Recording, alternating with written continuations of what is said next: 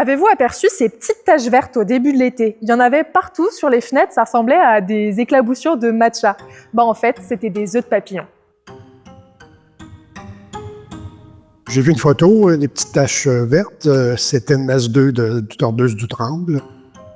Attention, c'est pas la célèbre tordeuse du bourgeon de l'épinette dont on vous a beaucoup parlé dans les dernières années. C'est une espèce cousine, très très proche, mais qui ne s'attaque pas aux mêmes espèces d'arbres. La tordeuse des bourgeons de l'épinette, les épidémies peuvent durer de 20 à 25 ans, alors que les épidémies de tordeuse du Tremble, ça dure à peu près 3 ans.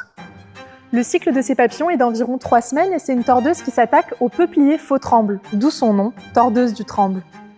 Sa présence est connue en Haute-Gaspésie et au lac Saint-Jean où elle entraîne une défoliation légère sur les arbres. Par contre, sur la côte nord, les arbres sont beaucoup plus touchés. On ne recommande pas le traitement contre la tordeuse du Tremble. Les épidémies sont trop courtes.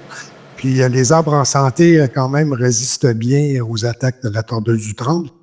Une chenille, ça pond des œufs, certes, mais pourquoi le faire sur nos fenêtres? Les papillons sont attirés par la lumière. Éventuellement, quand les femelles doivent pondre, faut que ça se passe. Donc, ils vont pondre un peu partout, j'imagine. C'est normal que les gens, lorsqu'il y a des manifestations comme celle qu'on a vues cette année, s'inquiètent et posent des questions. Alors restez curieux de la nature, de ces bibites et posez-nous vos questions. C'est toujours un plaisir de chercher à y répondre.